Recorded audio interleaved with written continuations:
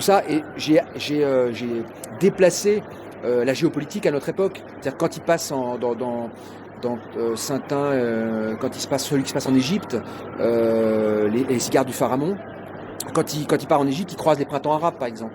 J'essaie de restituer la géopolitique qui était importante chez Hergé, je l'essaie de la restituer dans les Saint-Un, et c'est comme ça que j'arrive à décaler, mais de façon plus moderne, en fait.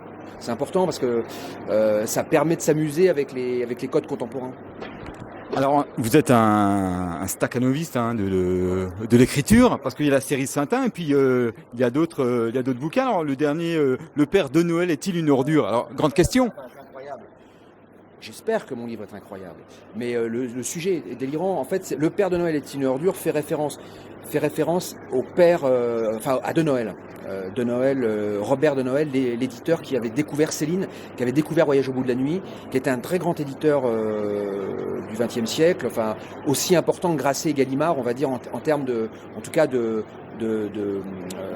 compétences littéraires. Et il a été abattu en 1945 dans des conditions très mystérieuses aux Invalides à Paris. Son assassin n'a jamais été retrouvé. Quelques jours après sa mort, sa maîtresse a récupéré la maison d'édition par une histoire de blanc-seing.